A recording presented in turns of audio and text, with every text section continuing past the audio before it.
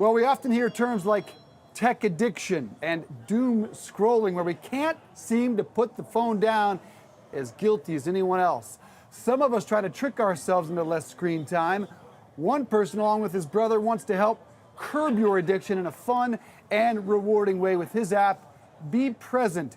Joining me now is the co-founder and CEO, Jack Winston. All right, look, I am as addicted to these things as anybody. Is this a national crisis? Tech addiction, iPhone addiction? I think it's truly, one of the defining problems of our generation right now, and we're really just starting to understand the impacts, especially as Gen Z, the first generation to go through the massive psychological experiment that was social media as kids, is maturing, and the data is just becoming clearer and clearer what this has done to us.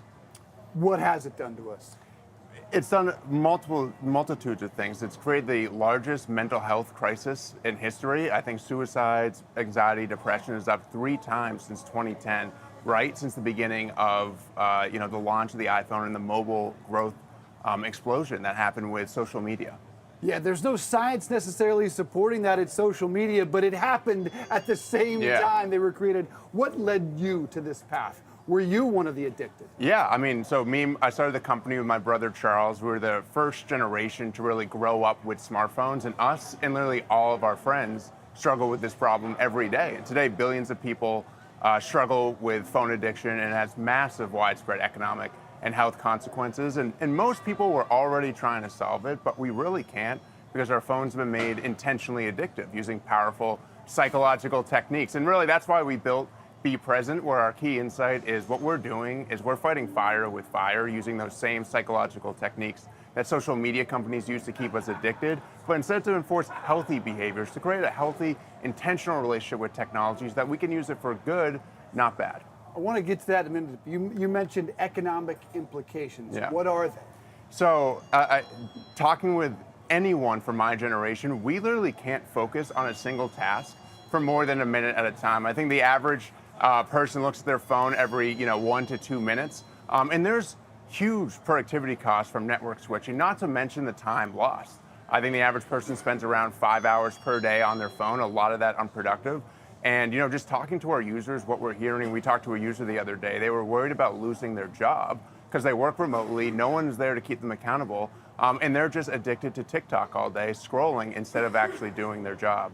And so this is something that impacts me, all of my friends, and I think we're going to see a tidal wave of an issue as Gen Z enters the workforce over the next 5 years. We're going to make up about 1/3 of the workforce, and this is something that companies are going to have to deal with, especially if you have a big remote work percentage. It is a crisis. I conducted an experiment on a 16-year-old in my house studying. He couldn't focus for more than 2, 3, 4 minutes at a time, which really impacts the way you study. It was terrifying. You said you were going to turn it into a positive with BePresent, though. How do you do that? Yeah, so what our app does is it essentially turns reducing your screen time into a game that you can play with friends. So you earn points for limiting your screen time and blocking apps. You then use those points to compete on leaderboards, either against your friends or global leaderboards. You earn streaks and complete challenges all around developing a healthy relationship with your phone.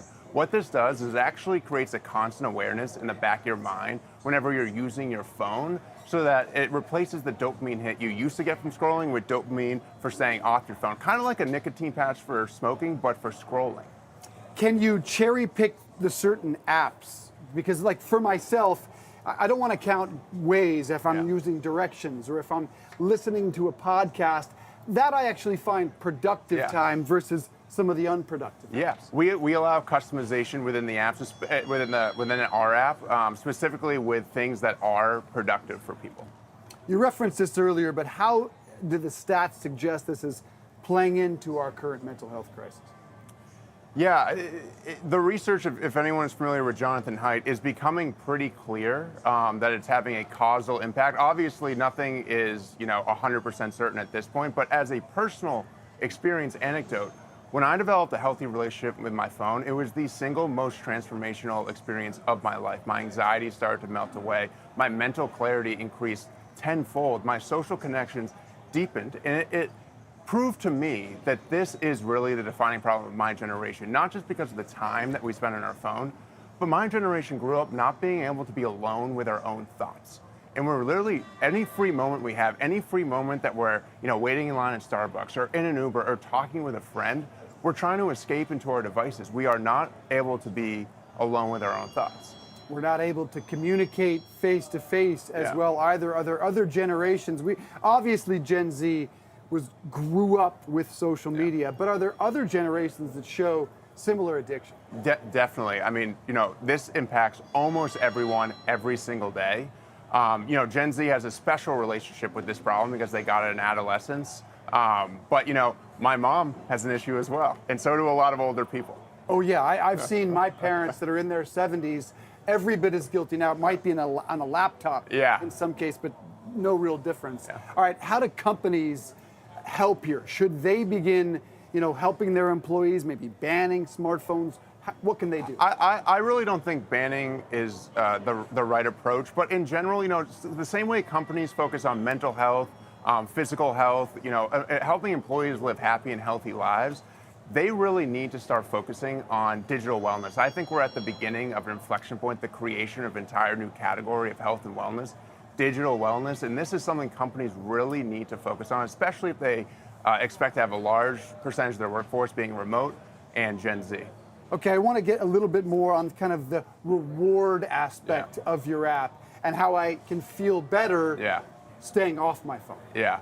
So most of what people are familiar with developing, reducing their screen time, it's about with app locking or deleting apps, making the phone as frustrating as possible to use so that you use it less. We're taking a totally different approach where we want to motivate you to make it fun, delightful, and empowering to actually develop a healthy relationship with your phone. We do that through rewards where people are actually able to earn points for reducing their screen time. They then are able to redeem those points for rewards with our brand partners.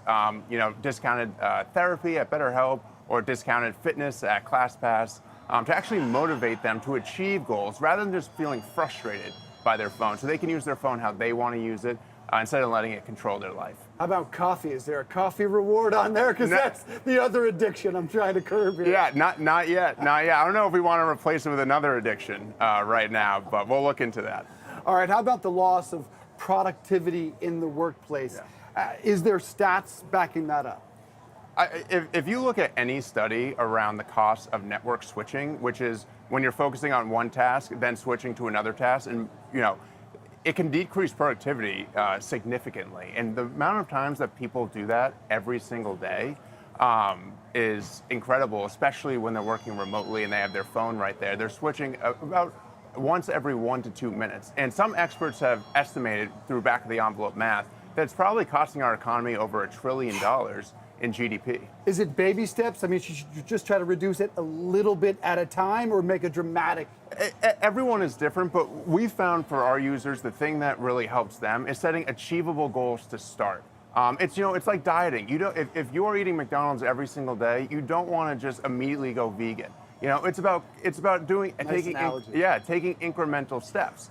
But everyone is also different, and so find out what works for you. And what our app really does, it's not just about reducing screen time as much as possible. Like, zero phone use isn't the answer. Bans aren't the answer. It's all about developing an intentional relationship with your phone. When you're using your phone, is what you're doing on there actually improving your life? Yeah, maybe just some hours. I know a lot of families I talk to have picked just an hour a night, and maybe you grow from there. Just baby steps. Yeah. Jack Winston is the CEO and co-founder of BePresent. Really great to see you. Great. Thank you for having me. Wonderful app. All right.